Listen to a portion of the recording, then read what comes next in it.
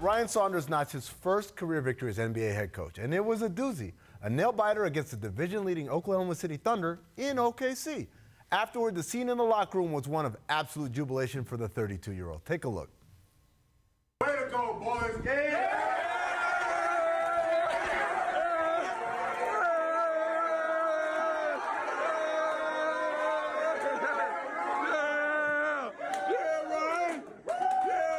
Nice undershirt.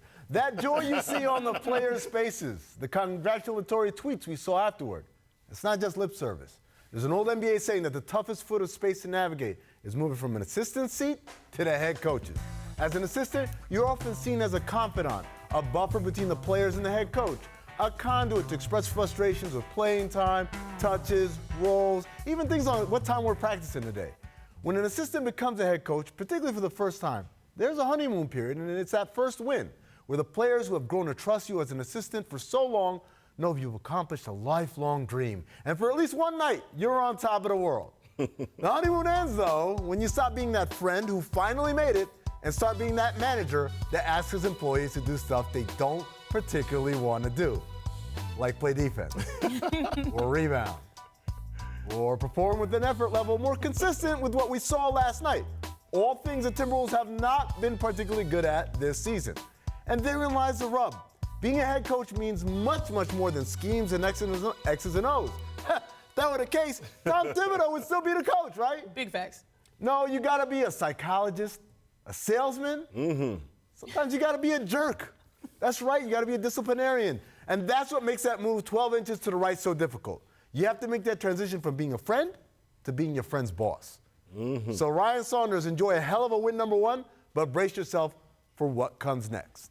We open up to the panel, and Coach Scott, I want to ask you, because you know firsthand about that jump from being an assistant coach to being the head coach. What's the most difficult thing Coach Saunders has to deal with to make sure that the Wolves have a chance to make the playoffs? Well, I think you pretty much said it all. You know, you go from being their friend to being their coach, and you got to be able to separate the two. And he has to know that right away, that, you know what, my door's still open, but players now will not come into the head coach's office. They'll seek out another assistant coach to be their confidant. So he just has to stay pat. He has to understand who he is as a person, understand who he is as a coach.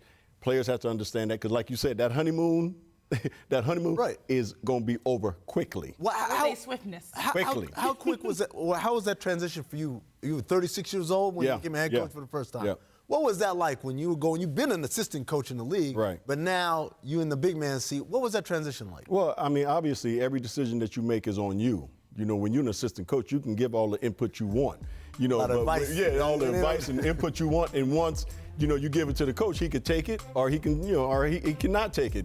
You know, but at the end of the day, your name is not in the paper as assistant coach for losing the game or making a bad play or you know, substitution patterns and things of that nature. As a head coach, you gotta have all that. And you know, so from an assistant, again, you go from being players as friends, and you know, you might even, you know, take them to dinner every now and then. But when you're the head coach, all this comes on your shoulders. You got to take all this input and you got to figure out a way to implement it to your game plan. And now all of a sudden those players look at you differently.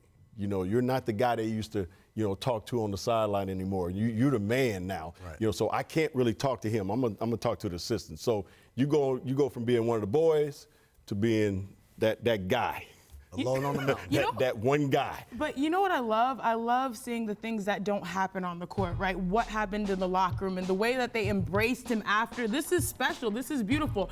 And to me, what I really like here is that he's how old? 32? Yeah. He can grow with the players, right? Especially at least for the rest of the season. But to me, this was a fundamental shift in their organization and how they're being run. The big question is how Andrew Wiggins was really going to perform and take this opportunity. Because we know what Karl-Anthony Towns can bring, right? Yeah. Gives you 22, 12, and 2 blocks. Ever since post-Jimmy, he's been a baller. He's been efficient. He's been playing well.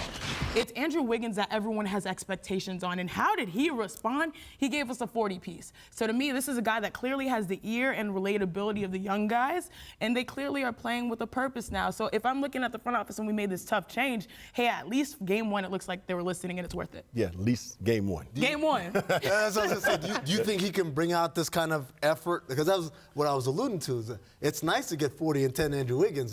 Can we get him more often? I think the effort is there, but actually I think this is a bigger opportunity for their fundamental shift in how they run the game. Coach Thibs, what was his style? Bump and grind, right? Slow. It was all Jimmy Butler ISOs and pick and rolls and cat on the block.